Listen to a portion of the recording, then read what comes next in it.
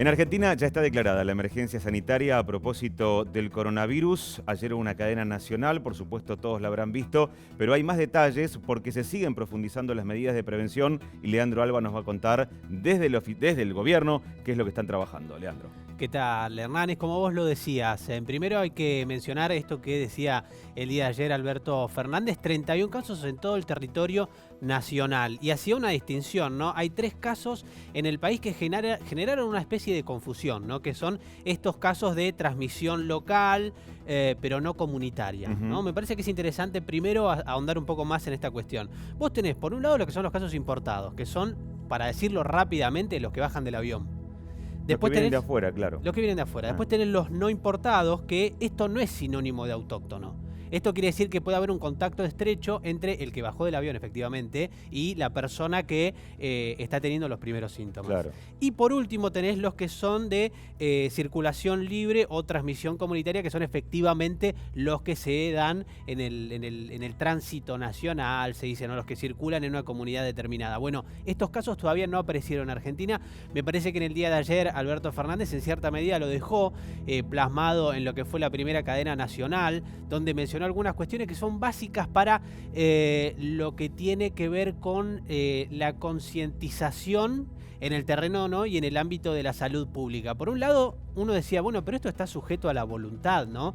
Una persona baja tiene que estar en cuarentena, bueno, ya no está más sujeto a la voluntad porque de alguna manera la emergencia sanitaria y el decreto lo que señala es el aislamiento obligatorio y hay acciones que son preventivas. Y para que nos demos una idea de que esto está funcionando, ya pasó, por ejemplo, que una persona en Córdoba el día de hoy por la mañana tiene que hacer cuarentena obligatoria, porque esta persona no se había restringido los límites de la ley. Bueno, efectivamente lo que pasó, las fuerzas policiales se dirigieron y lo obligaron a someterse a esta cuestión. Después, otra de las cuestiones que se mencionaron fueron vinculadas a las zonas afectadas por la pandemia, ¿no? ¿Cuáles son? Europa, Estados Unidos, Corea del Sur, Japón, China e Irán. ¿Qué se hizo en base a eso? Bueno, la suspensión temporaria de los vuelos. No se puede ir. Bienvenida sea la medida. Sí. La medida para mí una de las más importantes a aplicar en cualquier país. De hecho, teniendo la experiencia de lo que sucedió en otros países que llegaron un poco tarde a hacer esta suspensión, la verdad que era absolutamente necesario, porque lo importante es que deje de circular de la mayor manera posible el virus. Y recordar también que estamos en la fase de contención, ¿no? ¿Qué quiere decir esto? Aguardar a que el virus llegue y actuar en consideración de esos casos para que no se generen los casos autóctonos. Claro. Y es que empieza a mutar ahí el virus y va a ser posiblemente más problemático. Obligaciones de los operadores de medios de transportes, bueno, la suspensión de eventos masivos, de esto ya habíamos hablado anteriormente, ¿no?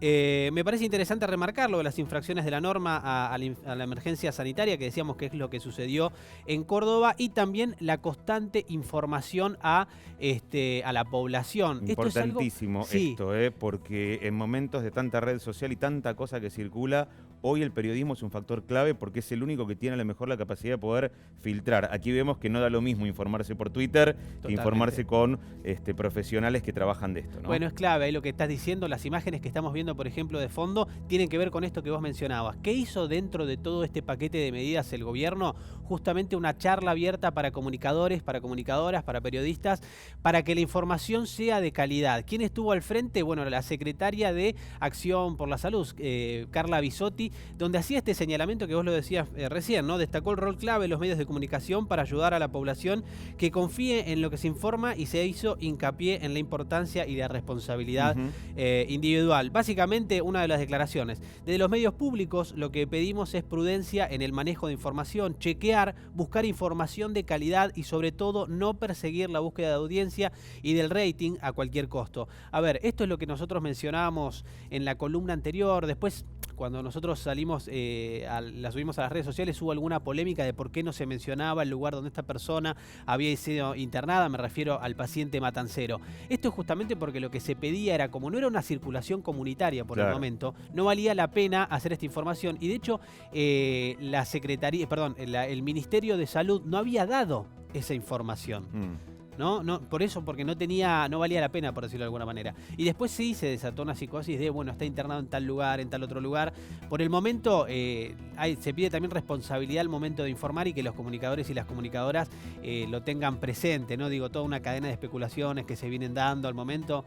Te voy a decir más, hay un paso más que hay que hacer para mí con el periodismo en general y es con las coberturas, y es cuidar también al que cubre, que me parece que esto está siempre como dejado de lado, porque se empieza a hablar de que, bueno, es un servicio social, tenemos que... Sí, bueno, pero hay seres humanos en el medio. Absolutamente. Entonces, cuidar al que cubre también es importante, porque hemos visto a periodistas desfilando durante todo este tiempo en el aeropuerto de Ezeiza sin ningún tipo de protección, hablando con los turistas que llegaban. Me parece que es momento, por ahora, de empezar a limitar ese tipo de cosas, no en contra de la información, pero sí a resguardo, porque si no terminamos todos, después no va a poder informar nadie y vamos a estar todos contagiados. Digo, acá el elemento central es, estamos al frente de una pandemia, y eso es realmente serio. Entonces hay que tomar las consideraciones del caso. Por un lado, el cuidado individual, como decíamos, la forma de saludar. Dicen que los jóvenes y los adolescentes lo hicieron más rápido porque en las redes sociales se distribuyó más rápido. Y los chicos a los adultos nos cuesta. Entrenadísimos, sí, entrenadísimos. Absolutamente. Están entrenadísimos. Y las poblaciones de riesgo sabemos que son las más grandes, digo. Sí. Entonces eso me parece que es para tener en cuenta. Para cerrar, y esto es a nivel Matanza, el Ejecutivo local dispuso la creación de un Consejo Sanitario de Emergencia. A partir del caso local que se conoció, está integrado por la Iglesia, agrupaciones gremiales, empresarias, entre otras, bueno, desde luego del Ejecutivo, y la idea es coordinar medidas de prevención para mejorar la comunicación en general. Comunicación es central para entender un poco más de qué se trata este virus y sobre todo para prevenirse. Es lo que podemos hacer hasta el momento. Prevención, prevención y más prevención.